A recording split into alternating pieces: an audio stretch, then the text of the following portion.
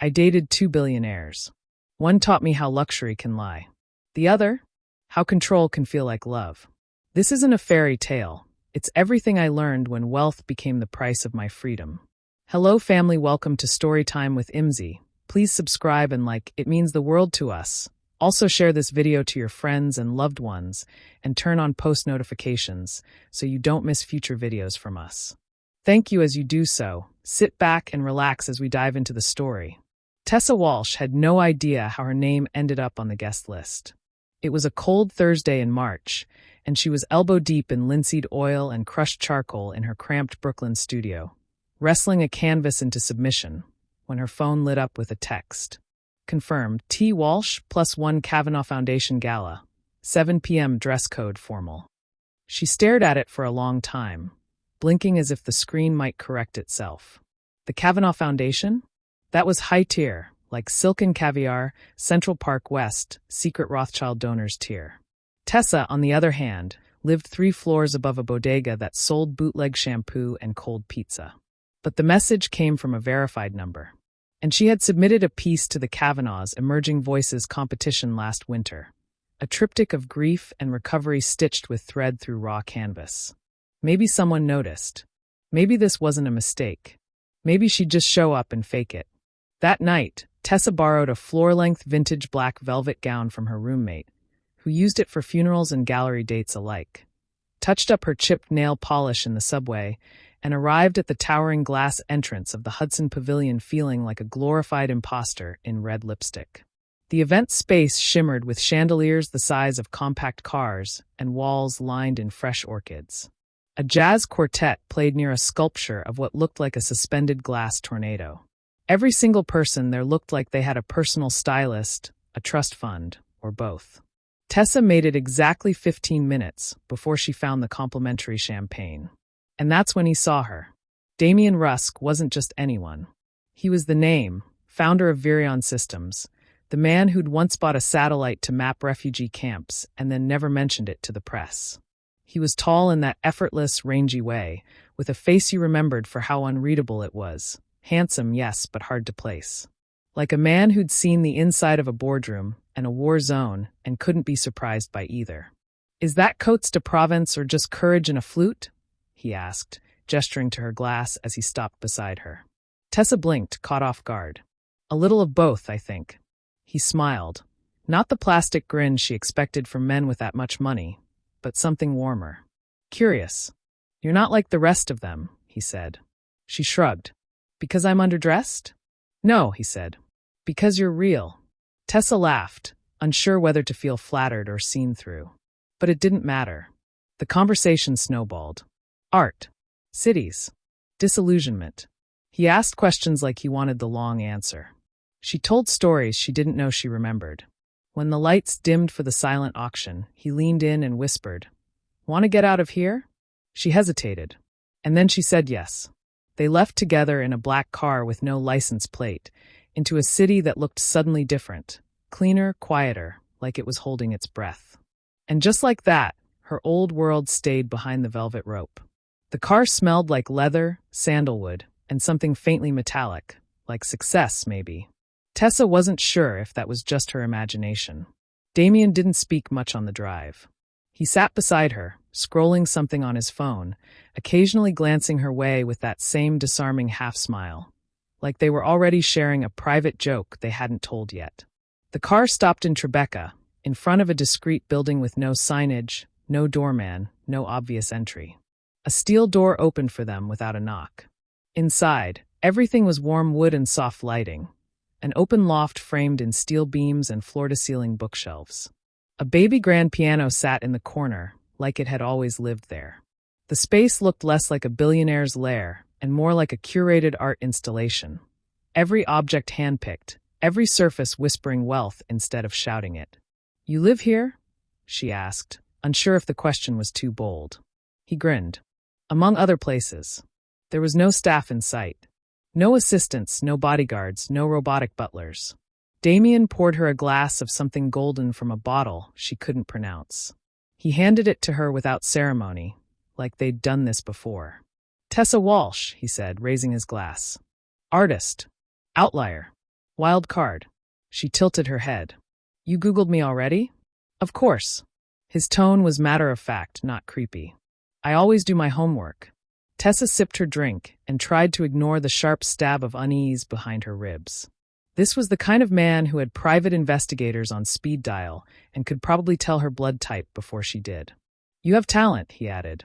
And teeth. I like both. She laughed softly, but something in his eyes made her pause. It wasn't flirtation. It was calculation. Admiration, maybe, but the kind that came with conditions. Later, when they sat on the couch beneath an abstract painting of storm clouds stitched with wire, he turned serious. I have to ask, he said, about discretion. Excuse me? He reached for a small black folio on the coffee table, slid it toward her. Tessa opened it. Legalese. Paragraphs. Boundaries. A non-disclosure agreement. Her chest tightened. I've had things leak before, Damien said evenly. Innocent conversations. Misunderstood gestures. It's not personal. But it is, she said carefully. Everything is in this life. He leaned forward. This isn't about hiding. It's about protecting what matters. You'll find that's how people like me survive. She read the first page again. She wasn't sure what felt stranger, that she was being asked to sign away her voice, or that she understood why he was asking. Do you always ask women to do this? She said finally. Only the ones I want to see again. Tessa held his gaze. The room was quiet except for the slow ticking of a modern art clock behind her. She signed. And with that, she crossed another invisible line. One that separated the curious from the trusted, the guest from the asset. The champagne was still cold, but now it tasted like a contract.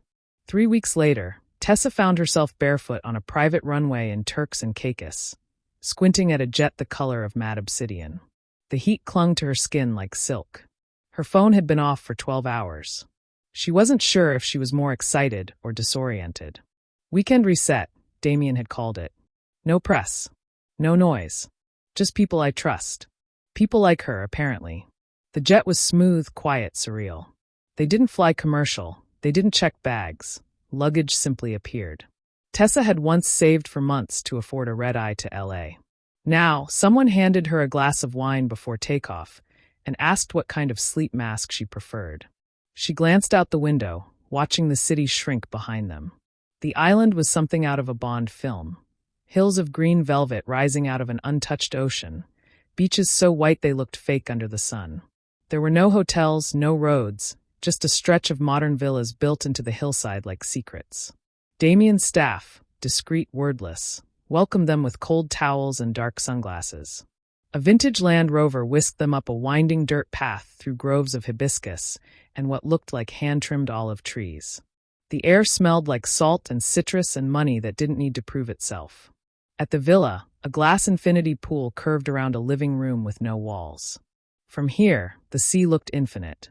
So did the sense of unreality. Damien changed into linen and vanished into a side room for calls. Tessa, left to explore, wandered through a house full of museum-grade furniture and barely their tech. Even the light switches were touchless. There was a guest book by the piano, just signatures, but she recognized names. An Oscar winner, a fallen prince, a famous architect who disappeared mysteriously last year. That night, the dinner party began at sunset. She met Damien's circle. A crypto founder who smelled like rosewood and arrogance, a fashion designer who claimed she could taste color, a climate investor who gave her an unnervingly long hug and said, "You're real, Damien never dates real." Then there was Aaliyah, the ex-wife. She was elegant in a way that felt weaponized, like she had turned heartbreak into performance art. Sharp cheekbones, sharper gaze. "You're the artist," Aaliyah said, pouring herself wine without asking. "The new muse." Tessa offered a polite smile. "Something like that." Aaliyah tilted her head. "Do you know why he brings people here?" Tessa shrugged. "Escape? No. To study them. The island is the lab. You're the variable." Before Tessa could respond, Damien reappeared with a casual arm around her waist and a glass of 50-year-old scotch in the other hand. "Play nice, Aaliyah," he murmured. "We're not here to scare anyone." Aaliyah's smile didn't reach her eyes. Of course not. After dinner, the group thinned, and Damien took Tessa down to the beach where lanterns floated in the tide. He kissed her like no one else existed. For a moment, she let herself believe it was real. But even then, a question rooted in her gut and refused to let go. Was this desire, or just another acquisition? The waves whispered their own answers. She couldn't hear them yet. It ended with a text. Not a call. Not a conversation. Not even punctuation. Can't do this anymore. You'll be fine. Tessa stared at the screen in a cafe in Soho, surrounded by the clang of coffee cups and the low hum of weekday ambition. She read it twice, then 3 times, as if her brain refused to accept something so sharp and final could come in so few words. Just 48 hours ago, she'd been in Paris, wrapped in a coat she hadn't paid for, sipping espresso with Damien at a private preview of the Dior archive. He had traced his finger along the sleeve of a 1957 New Look dress and whispered, "You could wear this in your sleep." She thought he meant forever. Apparently, he meant Tuesday. The aftermath wasn't rage, it was silence. No closure, no reasons.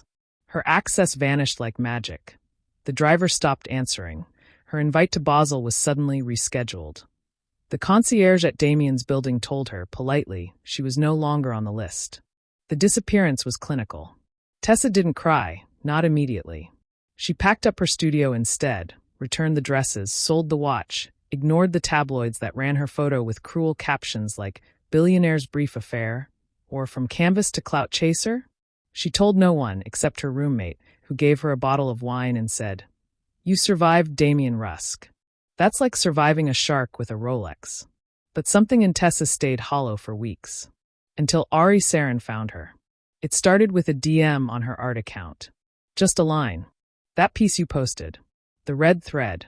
Does it represent regret or repair?" She nearly deleted it. But something about the question slowed her down. She replied, "Both." He wrote back minutes later. That's the only honest answer. They met in person 2 weeks later, at a tea house in the West Village. No paparazzi. No security detail. Ari looked nothing like Damien, shorter, quieter, dressed like someone who read too much and didn't care if you knew. But there was a gravity to him. A quiet intensity. Tessa noticed his eyes before anything else, amber gray, deeply tired, and constantly thinking. Ari wasn't flashy. His wealth came in whispers. Rare books, old film cameras, servers in Switzerland. He had built an AI company that reportedly could predict market shifts 3 days in advance. Forbes called him a genius. His detractors called him dangerous. Tessa just knew he listened better than anyone she'd met. Their first date lasted 6 hours. No wine. No driver. No pretenses. Just 2 people dissecting grief, entropy, and the ethics of simulated consciousness over jasmine tea. When she went home that night, she didn't feel dizzy. She felt seen. And that scared her more than any private island ever had. Ari didn't take Tessa to rooftop galas or remote islands. He took her to secondhand bookstores that didn't have websites. To diners at 3 a.m. where they argued about whether time was a human illusion. To abandoned train stations outside the city, where he photographed rust and light and told her he used to dream in blueprints. His world wasn't about showing off wealth. It was about hiding it in plain sight. He lived in a renovated firehouse in Tribeca. The outside looked like it had been forgotten by the real estate gods. The inside looked like a cross between a monk's study and a quantum lab. Shelves were filled with hard drives and poetry. His furniture was minimalist. His fridge, confusingly, held only fruit, miso paste, and several vials of something he called cognition enhancers. Tessa once joked he was either a genius or a cult leader. He didn't laugh. Ari didn't flirt, he observed. He spoke in questions. He watched her paint for hours without saying a word, then murmured something like, "It's fascinating how your strokes slow down when you're unsure of yourself." And he was always right. Unnervingly right. At first, she found it refreshing. Then it became hard to breathe. He didn't ask her to sign an NDA. He asked her to wear a ring, not an engagement ring, but a black band with a biometric chip. "Just to help with location tracking," he said offhandedly, "in case something ever happened." Tessa laughed. "You think I'm going to get kidnapped?" Ari shrugged. "You're valuable." She put it on. He introduced her to a world of quiet billionaires. People who didn't have Instagram accounts, but had private satellites. People who dressed in $30 hoodies but had political leverage she couldn't begin to measure. The kind of wealth that didn't glitter. It pulsed. She realized Damien had shown her luxury. Ari showed her power.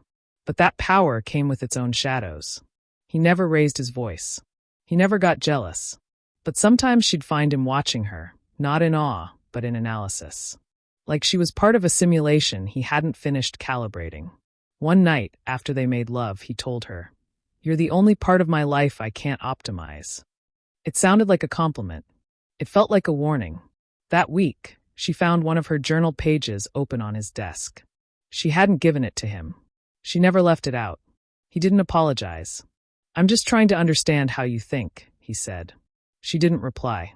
She just nodded and later, quietly, moved the journal to a friend's place uptown. Tessa knew now that billionaires didn't just live differently. They loved differently. They measured affection in metrics, intimacy in access, vulnerability in risk management.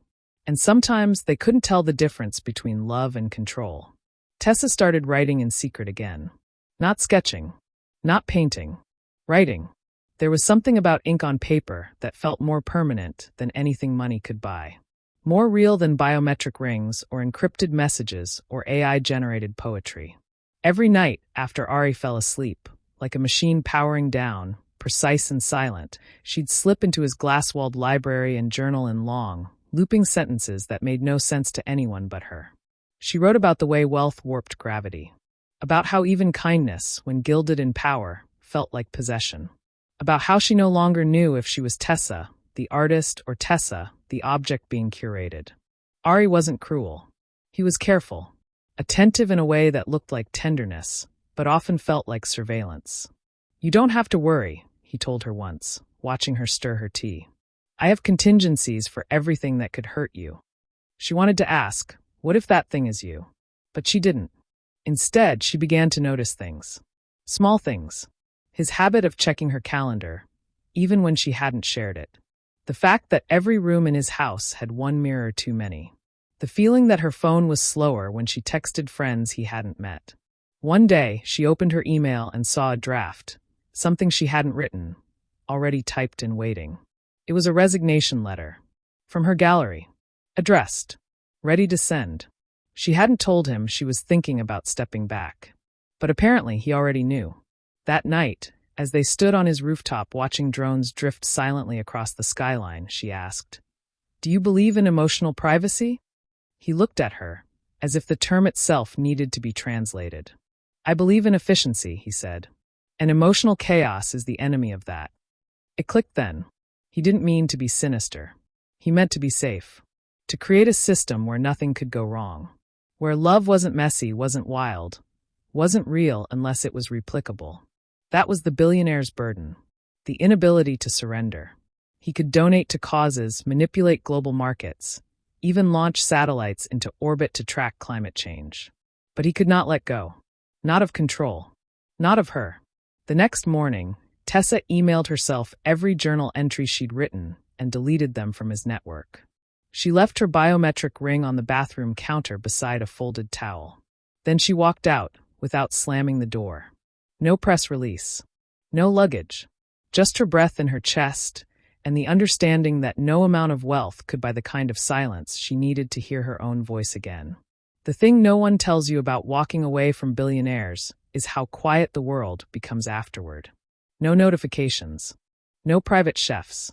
No curated playlists that somehow know your mood before you do. Just stillness. Tessa moved into a sublet above a laundromat in Crown Heights. The windows didn't lock properly. The pipes moaned in the walls at night. But no one tracked her. No one watched her while she slept. No one edited her calendar from 1,000 miles away. She worked shifts at a local art co-op, selling handmade ceramics and thrifted oil paintings. She relearned the weight of cash tips, the scent of turpentine, the luxury of being left alone. And she wrote. Every night, in the silence, she returned to her notes, the journals, the observations, the blur between love and leverage. The parts of herself she'd left behind in Damien's penthouse, in Ari's algorithms. What began as fragments turned into structure. A manuscript. A memoir. She didn't want revenge. She wanted reflection. The publishing world responded quickly. Maybe too quickly.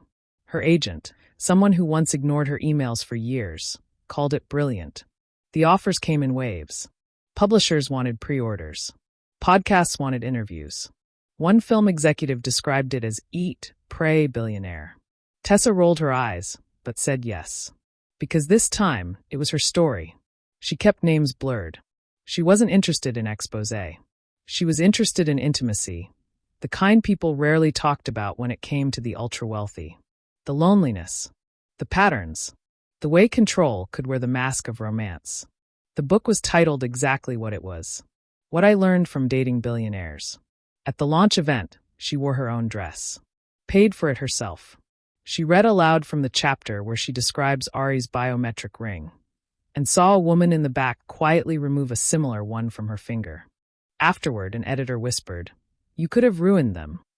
Tessa just smiled. They don't ruin. They rebrand. And maybe that was the biggest truth of all. Billionaires weren't made for destruction. They were built for survival. It was the people orbiting them, loving them, leaving them, who had to learn how to start over. But now she had. On her own terms. In her own name. No contracts. No secrets. Just a voice. And a story. Tessa sits in her studio, barefoot, coffee cooling on the windowsill, a soft rain falling against the cracked glass. There's a new canvas in front of her, blank, defiant. She hasn't touched it in days. And for once, she's not in a hurry to fill it. Because silence, she's learned, is not the absence of meaning. Sometimes it's where everything finally begins to make sense. The book tour is over. The cameras have turned elsewhere. Damien's moved on to a startup that claims to gamify mindfulness. Ari, she heard, is developing a wearable that measures loyalty. They will be fine. And so will she. Because what she learned from dating billionaires wasn't about wealth. Not really. It was about the way wealth shapes the architecture of a relationship. The way affection, when filtered through power, can shift from nurturing to surveillance without ever raising its voice. She learned that love, when built on imbalance, becomes performance. That being given everything comes with a price no one can see, but you always end up paying. She learned. Luxury is not love. Control can wear a suit and smile like a savior. There is a difference between being desired and being chosen. You are not a story someone else gets to write. And maybe most of all, that her worth was never something to be proven. Not with paint. Not with presence. Not by surviving the orbit of men who treat vulnerability like volatility. Now, when people ask her if she'd ever go back, if she'd ever date another billionaire, she just smiles. Only if I'm the billionaire. Then she picks up her brush and begins again.